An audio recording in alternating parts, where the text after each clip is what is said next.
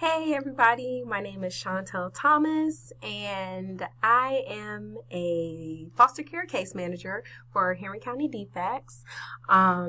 Been here for about 2 years. When I say here, I'm actually in my office.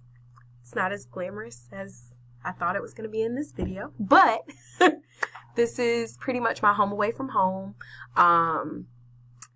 This course, we're going to be talking about research, and that is one of the things that I very much despise, only because math is definitely not my strong suit, something I've struggled with, and it's not like adding, subtracting, multiplication. Yeah, I know those things.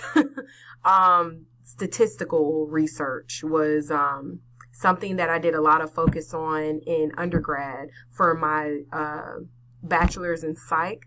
So I've dabbled, but definitely not a master of it. So I'm a little apprehensive, but hoping for the best. And yeah, I'm excited to get to know everybody in the course. And I guess I'll see you guys in class. Bye.